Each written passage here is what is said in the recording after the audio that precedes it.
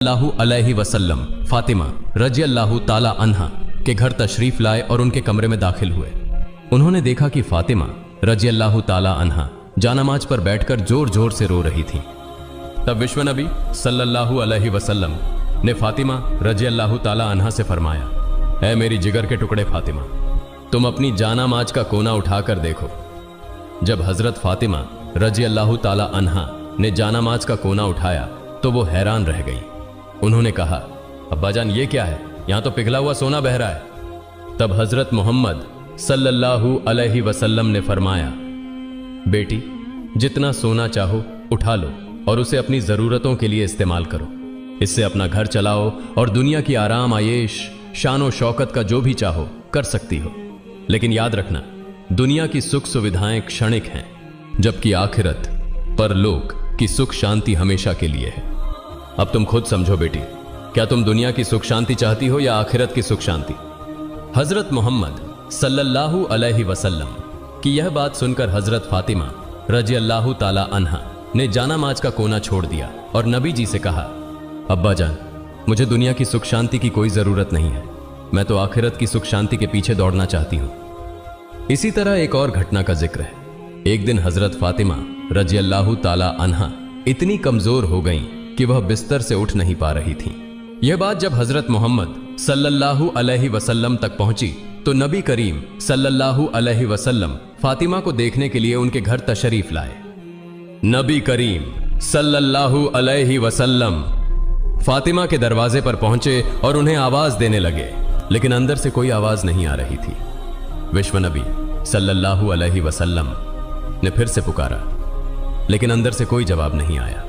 तीसरी बार जब नबी करीम सल्लल्लाहु अलैहि वसल्लम ने फातिमा रजी अल्लाह ताला अन्हा को पुकारा, तब अंदर से हजरत फातिमा रजी अल्लाह ताला अन्हा ने जवाब दिया, अब्बा मैं दरवाजा कैसे खोलूं? मेरे पास सिर्फ एक छोटी सी चादर है।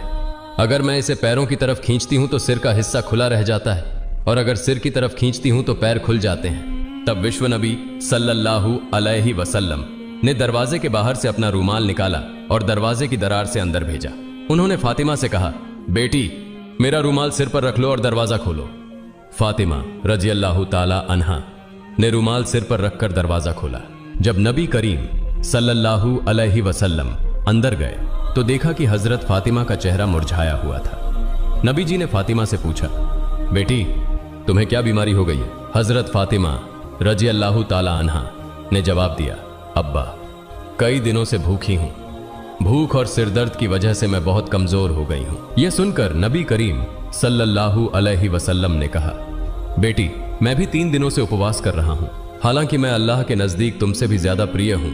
अगर मैं चाहता तो अल्लाह मुझे दुनिया का सबसे बेहतरीन खाना खिलाता, लेकिन मैंने दुनिया की जगह आखिरत को प्राथमिकता दी है। तब नबी करीम सल्लल्लाहु अलैहि वसल्लम ने हजरत फातिमा रजी अल्लाह ताला अन्हा से कहा, हे मेरी बेटी फातिमा सब्र रखो, तुम्हारे लिए खुशखबरी है, अल्लाह की कसम जन्नत में तुम औरतों की सरदार होगी, जन्नत की चाबी तुम्हारे हाथों में होगी। यह सुनकर हजरत फातिमा रजी अल्लाह ताला अन्हा आश्चर्यचकित हो गईं और नबी जी से पूछा, अब्बा जान फिर बीबी मरियम और बीबी आसिया का क्या होगा? नबी करीम सल्लल्लाहु अलैहि वसल्लम ने जवाब दिया, बीबी मरियम अपने समय की औरतों की सरदार थीं और बीबी आसिया भी अपने समय की औरतों की सरदार थीं, लेकिन तुम फातिमा कयामत तक जितनी औरतें आएंगी उन सब की सरदार होगी। एक बार हजरत फातिमा रजी अल्लाह ताला अन्हा अपनी यहूदी दोस्त के साथ एक बाग में खड़ी थीं और बातचीत कर रही थीं। उस यहूदी लड़की के पास कुछ लोग आए और उससे कहा, तुम्हारे पिता ने तुम्हें घर बुलाया है। तब वह लड़की उन लोगों के साथ अपने घर चली गई। घर पहुंचने पर उसके पिता ने उससे कहा, बेटी मैंने तुम्हारे लिए एक लड़का चुना है, वह यहूदी समुदाय के एक अमीर उद्योगपति का बेटा है, क्या तुम इस शादी के लिए तैयार हो? लड़की ने जवाब दिया, अब्बा मैं इसका उत्तर कल दूंगी, मुझे आज रात का समय दें ताकि मैं सोच सकूं। उसके पिता ने उसे सोचने का समय दिया। लड़की ने समय लेकर बिना इधर उधर देखे दौड़कर हजरत फातिमा रजी अल्लाह ताला अन्हा के पास चली गई। लड़की ने हजरत फातिमा रजी अल्लाह ताला अन्हा के पास पहुंचकर कहा, बहन हमारी 12 साल की दोस्ती है, इस लंबे समय में तुमने मुझे कभी गलत सलाह नहीं दी, मुझे उम्मीद है कि आज भी तुम मुझे कोई गलत सलाह नहीं दोगी। मेरे पिता ने मेरे लिए एक लड़का चुना है जो यहूदी समुदाय के एक बड़े उद्योगपति का बेटा है। मेरे पिता चाहते हैं कि मेरी शादी उस लड़के से हो। अब तुम बताओ मुझे क्या करना चाहिए। यह सुनकर हजरत फातिमा रजी अल्लाह ताला अन्हा ने उस लड़की से कहा, हे बहन, चूंकि तुम्हारे पिता ने उस लड़के के साथ तुम्हारी शादी तय की है और वह चाहते हैं कि तुम्हारी शादी उस लड़के से हो, इसलिए तुम्हें शादी के लिए राजी हो जाना चाहिए। तब उस लड़की ने हजरत फातिमा रजी अल्लाह ताला अन्हा से कहा, हे बहन, मैं शादी के लिए राजी हो सकती हूं, लेकिन एक शर्त है। शर्त यह है कि अगर तुम मेरी शादी में शामिल होती हो तभी मैं ये शादी करूंगी।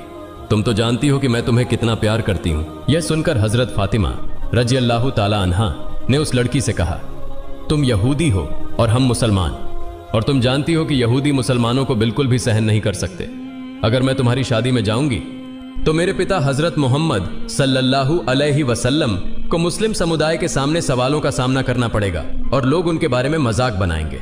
इसी तरह तुम्हें भी यहूदी समुदाय में सवालों का सामना करना पड़ेगा और वे भी तुम्हारे बारे में मजाक करेंगे। मैं तुम्हारी शादी में शामिल नहीं हो सकती। तब उस यहूदी लड़की ने हजरत फातिमा रजी अल्लाह ताला अन्हा से कहा, सुनो बहन, अगर तुम मेरी शादी में मौजूद नहीं रहोगी तो मैं कसम खाती हूं कि कयामत आ भी जाए फिर भी मैं उस लड़के से शादी नहीं करूंगी। उसकी इस बात को सुनकर हजरत फातिमा रजी अल्लाह ताला अन्हा ने अंततः उसकी मजबूरी को समझा और कहा, ठीक है बहन, मैं तुम्हारी शादी में आऊंगी, तुम यह बात अपने पिता को बता दो। यह सुनकर वह लड़की दौड़कर अपने पिता के पास गई और कहा, अब्बा, मैं इस शादी के लिए तैयार हूं, लेकिन एक शर्त है।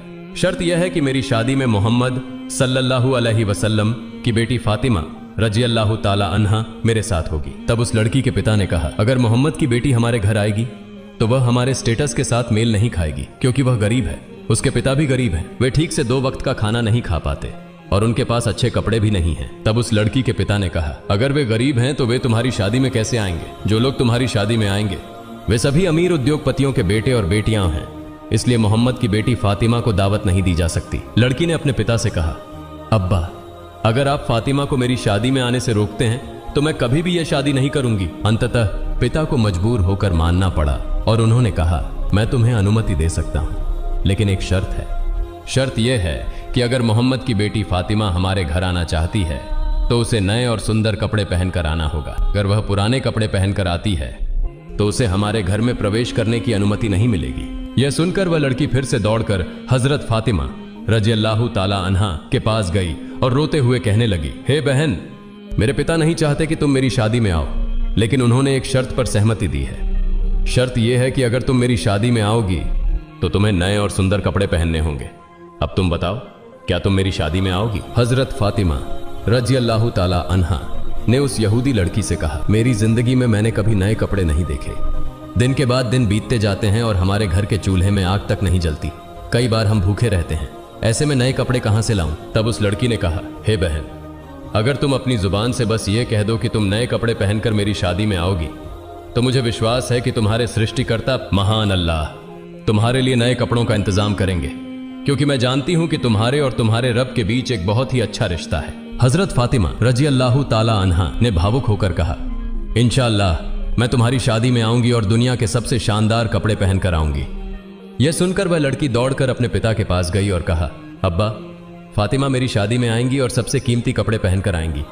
इसके बाद शादी की तारीख तय हो गई। दूसरी ओर हजरत फातिमा रजी अल्लाह ताला अन्हा चिंतित थीं कि शादी का दिन नजदीक आ रहा है और मैंने वादा किया है कि मैं नए कपड़े पहनकर शादी में जाऊंगी, लेकिन मेरे पास नए कपड़े नहीं हैं। यह सोचते हुए हजरत फातिमा रजी अल्लाह ताला अन्हा ने अपना जयनमाज बिछाया और नमाज में बैठ गई। सिजदे में जाकर उन्होंने आंखों से आंसू बहाते हुए कहा, हे माबूद, इस दुनिया में मेरा आपसे गहरा संबंध बन गया है जिसे आज तक कोई नहीं जानता। हजरत फातिमा रजी अल्लाह ताला अन्हा ने रोते हुए अल्लाह से कहा, महीनों से मैं भूखी रही हूं, कभी भी मैंने आपसे कुछ नहीं मांगा, लेकिन आज मैं आपसे एक नए कपड़े की दरख्वास्त कर रही हूं। यह मेरी किसी जैविक या शारीरिक जरूरत के लिए नहीं है। मुझे ऐसा कपड़ा दीजिए जिसे पहनकर मैं अपनी सहेली की शादी में जा सकूं और वहां की तमाम लड़कियां उस कपड़े को देखकर मेरी तरफ ध्यान दें। क्या आप मुझे एक नया कपड़ा देंगे? इस तरह हजरत फातिमा रजी अल्लाह ताला अन्हा रोते रोते अल्लाह से दुआ कर रही थी। नमाज खत्म करने के बाद जब उन्होंने अपने घर के कोने में नजर डाली तो वहां 2 पैकेट रखे हुए देखे। यह देखकर वे भावुक हो गई। हजरत फातिमा रजी अल्लाह ताला अन्हा वह पैकेट लेकर रोते हुए हजरत मोहम्मद सल्लल्लाहु अलैहि वसल्लम के पास आईं और पूरी घटना बयान की। जब हजरत मोहम्मद सल्लल्लाहु अलैहि वसल्लम ने पैकेट को खोला तो उसमें से जन्नत की खुशबू आने लगी। तब हजरत मोहम्मद सल्लल्लाहु अलैहि वसल्लम ने फातिमा रजी अल्लाह ताला अन्हा को गले लगाकर उनके माथे को चूमा और कहा, यह कपड़ा तुम्हें कहां से मिला? बेटी, यह तो दुनिया का कपड़ा नहीं है, यह तो जन्नत का कपड़ा है। तुमने छिपकर अल्लाह से संबंध बनाया है। अल्लाह रब्बुल आलमीन तुमसे खुश हो गए हैं और तुम्हारी दुआ स्वीकार की है। अल्लाह ताला के पास एक कपड़े की मांग करने की वजह से उन्होंने तुम्हारे लिए जन्नतुल फिरदौस से तुम्हारा कपड़ा भेज दिया है। फिर हजरत मोहम्मद सल्लल्लाहु अलैहि वसल्लम ने कहा, तुम इस कपड़े को पहनकर अपनी यहूदी दोस्त की शादी में जा सकती हो, लेकिन तुम्हें पर्दा भी रखना होगा। हजरत फातिमा रजी अल्लाह ताला अन्हा ने हजरत मोहम्मद सल्लल्लाहु अलैहि वसल्लम से कहा, अब्बा जान, मैं अपने हिजाब के साथ अपनी दोस्त की शादी में जरूर जाऊंगी। जब हजरत फातिमा रजी अल्लाह ताला अन्हा ने जन्नती कपड़ा पहना तो उनकी खूबसूरती और बढ़ गई। जब वह शादी के घर में दाखिल हुई तो मानो सब कुछ रोशनी से भर गया। महिलाएं नववधू की तरफ से मुंह मोड़कर हजरत फातिमा रजी अल्लाह ताला अन्हा की तरफ देखने लगी। सभी कहने लगी, फातिमा, तुम तो गरीब हो, फिर तुम्हें इतना महंगा और खूबसूरत कपड़ा कहां से मिला? हजरत फातिमा रजी अल्लाह ताला अन्हा ने कहा, मैंने इसे बाजार से खरीदा है। महिलाएं चकित होकर पूछने लगी, कौन से बाजार से, किस दुकान से खरीदी है? तब हजरत फातिमा रजी अल्लाह ताला अन्हा ने मुस्कुराते हुए कहा, तुम लोग उस बाजार को नहीं जानती और न ही उस दुकान को पहचानोगी। इस प्रकार हजरत फातिमा रजी अल्लाह ताला अन्हा ने अपने अद्भुत अनुभव को साझा करते हुए सभी को अपनी खासियत का एहसास कराया। हजरत फातिमा रजी अल्लाह ताला अन्हा ने कहा, यह एक ऐसा बाजार है जिसे जाने के लिए एक खास रास्ता है। तुम उस रास्ते का नाम नहीं जानती हो और न ही तुम उस बाजार का पता पहचान सकोगी। महिलाएं बोली, हमें सिर्फ एक बार उस बाजार का पता बता दो, हम जरूर वहां पहुंच जाएंगी। हजरत फातिमा रजी अल्लाह ताला अन्हा ने फिर कहा, मैंने जो कपड़ा खरीदा है वह उस विशेष दुकान से है जिसे जाने के लिए एक खास रास्ता अपनाना पड़ता है, लेकिन वह रास्ता है सिरात अल मुस्तकीम। यह वही रास्ता है जो सही मार्ग का संकेत देता है और जिस पर चलकर इंसान अपने ईमान को मजबूत कर सकता है। महिलाएं आश्चर्यचकित थीं और सोचने लगीं कि इस खास रास्ते की पहचान कैसे की जाए। हजरत फातिमा रजी अल्लाह ताला अन्हा ने कहा, इस रास्ते के लिए मेरे पिता हजरत मोहम्मद सल्लल्लाहु अलैहि वसल्लम हमेशा इस्लाम के प्रचार में लगे रहते हैं। यह वही रास्ता है जिसके लिए मेरे पिता ताइफ की जमीन पर 3 बार जख्मी हुए थे। इसका नाम है सिरात अल मुस्तकीम। अगर तुम इस रास्ते पर चलोगी तो तुम सही मायने में उस बाजार तक पहुंच सकोगी। जाते जाते एक बाजार पाओगी, उस बाजार का नाम है जन्नत, और उस बाजार में एक दुकान है, उस दुकान का नाम है जन्नातुल फिरदौस। वही दुकान का मालिक है जिसने मुझे यह कपड़ा दिया है। महिलाएं इस कपड़े को पाने के लिए इतनी बेताब हो गईं कि उनमें से एक बोली, फातिमा, हम उस दुकान के मालिक के पास जाना चाहती हैं, तुम हमें वहां ले चलो। जवाब में हजरत फातिमा रजी अल्लाह ताला अन्हा ने कहा, उस दुकान के मालिक के पास जाने के लिए तुम्हें एक वाक्य पढ़ना होगा। क्या तुम वह वाक्य पढ़ सकती हो? सभी महिलाएं एक साथ बोली, हाँ हम पढ़ेंगे, तुम हमें बताओ वह वाक्य क्या है। तब हजरत फातिमा रजी अल्लाह ताला अन्हा ने उन्हें बताया, वह वाक्य है, ला इलाहा इल्लल्लाहु मुहम्मदुर रसूलुल्लाह सल्लल्लाहु अलैहि वसल्लम। फिर वहां की सारी महिलाएं कलिमा पढ़कर मुसलमान हो गईं। सुभाना अल्लाह, सुभाना अल्लाह। एक बार उम्मे आयमान नाम की एक जैन महिला किसी काम के लिए हजरत फातिमा रजी अल्लाह ताला अन्हा के घर आती हैं। उम्मे आयमान हजरत फातिमा रजी अल्लाह ताला अन्हा के दरवाजे के पास आकर उन्हें बुलाने लगती हैं। उम्मे आयमान ने कई बार बुलाने के बाद भी अंदर से कोई जवाब नहीं आया, लेकिन फातिमा रजी अल्लाह ताला अन्हा के कमरे के भीतर रोटी के याता, गेंद घुमाने की आवाज आ रही थी। तब उम्मे आयमान ने हजरत फातिमा रजी अल्लाह ताला अन्हा के कमरे की खिड़की से अंदर झांकते हुए देखा कि फातिमा रजी अल्लाह ताला अन्हा सो रही हैं, लेकिन उनके कमरे में रोटी का याता अपने आप घूम रहा था और एक महिला कोने में बैठकर तस्बीह पढ़ रही थी और एक और महिला हजरत हुसैन रजी अल्लाह ताला अन्हु को दुलार रही थी। उम्मे आयमान इस दृश्य को देखकर हैरान रह गईं। फिर हजरत फातिमा रजी अल्लाह ताला अन्हा के घर से बाहर निकलकर सीधे नबियों के सरदार हजरत मोहम्मद सल्लल्लाहु अलैहि वसल्लम के दरबार में पहुंच गई। उम्मे आयमान ने विश्व नबी के सामने सारी घटना बता दी। फिर विश्व नबी ने उम्मे आयमान से कहा, उम्मे आयमान, मेरी बेटी फातिमा याता घुमाते घुमाते थकी हुई अपनी देह के साथ सो गई थी। हालांकि तब भी उनका तस्बीह पढ़ना बाकी था और तेज गर्मी के कारण हुसैन रजी अल्लाह ताला अन्हु की नींद टूट गई थी। इसलिए अल्लाह रब्बुल आलमीन ने फातिमा रजी अल्लाह ताला अन्हा के कमरे में 3 फरिश्तों को 3 कामों को संपन्न करने के लिए भेज दिया। एक फरिश्ता अदृश्य रूप से याता, गेंद घुमा रहा था। जबकि दूसरा फरिश्ता फातिमा के बाकी तस्बीह को पढ़ रहा था और तीसरा फरिश्ता हजरत हुसैन रजी अल्लाह ताला अन्हु को झूले में सुला रहा था। उम्मे आयमान, तुमने जो देखा वह सच है। तुमने जो 3 महिलाओं को देखा है वे कोई सामान्य महिलाएं नहीं हैं, वे अल्लाह रब्बुल आलमीन की तरफ से भेजे गए फरिश्ते हैं। तब नबी करीम सल्लल्लाहु अलैहि वसल्लम के मुंह से ये बातें सुनकर उपस्थित सहाबा और उम्मे आयमान हैरान रह गए। वे फातिमा रजी अल्लाह ताला अन्हा के लिए दुआ करने लगे और उम्मे आयमान अल्लाहु अकबर कहते हुए नबी करीम सल्लल्लाहु अलैहि वसल्लम के दरबार से बाहर निकल गई। एक बार 3 दिनों तक विश्व नबी का कोई पता नहीं चल रहा था।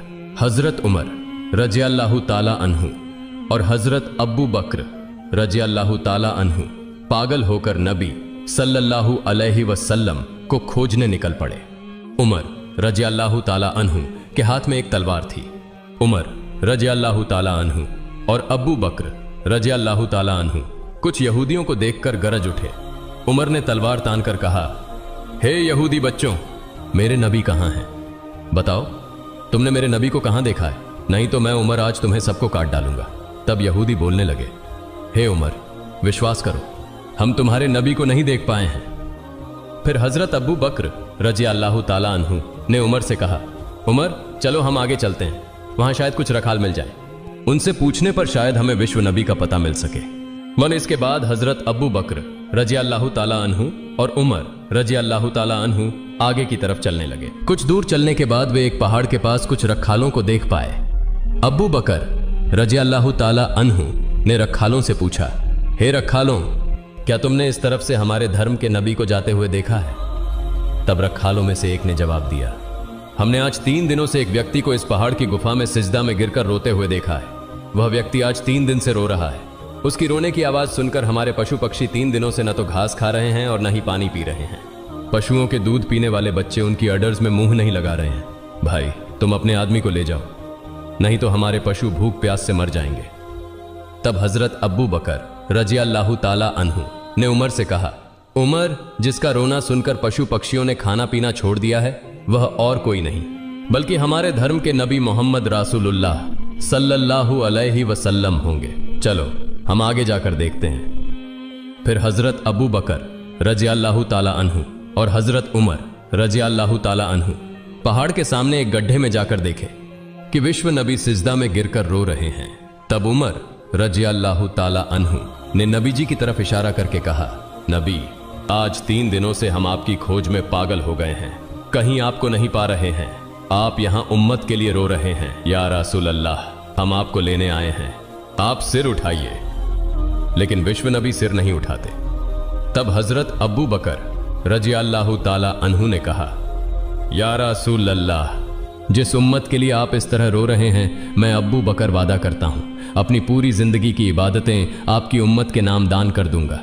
फिर भी दया के नबी सिर नहीं उठाते। फिर हजरत अबू बकर रजी अल्लाह ताला अन्हु ने उमर से कहा, उमर, हजरत फातिमा रजी अल्लाह ताला अन्हा के बिना विश्व नबी को नहीं लिया जा सकता। चलो हम फातिमा के घर चलते हैं। फिर वे दोनों मिलकर फातिमा के घर की ओर चल पड़े। रास्ते में उन्होंने हजरत अली रजी अल्लाह ताला अन्हु को देखा और हजरत अली के पास जाकर पूरे मामले की जानकारी दी। हजरत अली रजी अल्लाह ताला अन्हु घर जाकर फातिमा रजी अल्लाह ताला अन्हा से सब कुछ कहने के बाद फातिमा रजी अल्लाह ताला अन्हा और हजरत हसन व हुसैन रजी अल्लाह ताला अन्हु, हजरत अली रजी अल्लाह ताला अन्हु सभी मिलकर विश्व नबी के पास पहाड़ की गुफा में आ गए। हजरत फातिमा रजी अल्लाह ताला अन्हा ने विश्व नबी की ओर देखते हुए कहना शुरू किया, अब्बा, आप कैसे 3 दिनों से हमें छोड़कर इस गुफा में रह सकते थे? हम आपकी खोज में पागल हो गए थे, हमें कहीं आपका पता नहीं मिला। आप कैसे हमें भूल सकते थे? अपने प्यारे नाती हसन और हुसैन को कैसे भूल सकते थे? आप सिर उठाइए, हम आपको लेने आए हैं।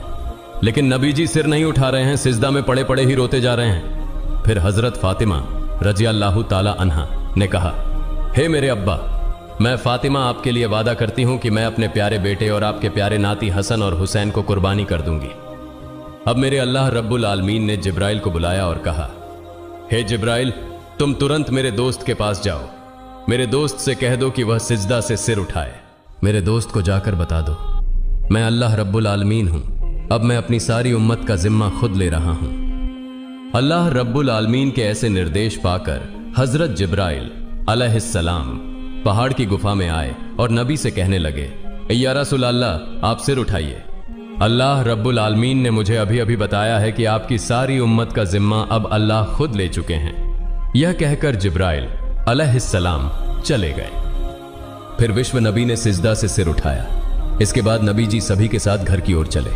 अल्लाह पाक रब्बुल आलमीन हमें सभी को विश्व नबी द्वारा दिखाए गए रास्ते पर चलने की तौफीक प्रदान करे। सभी लोग कमेंट में लिखें आमीन। दोस्तों, यह थी हमारी आज की वीडियो। दोस्तों, अगर आपको मेरी वीडियो पसंद आई हो तो तुरंत चैनल को सब्सक्राइब करें और पास वाले बेल आइकन को प्रेस कर दें। फिर मिलेंगे एक नए वीडियो में। तब तक सभी अच्छे रहें, स्वस्थ रहें। अल्लाह हाफिज।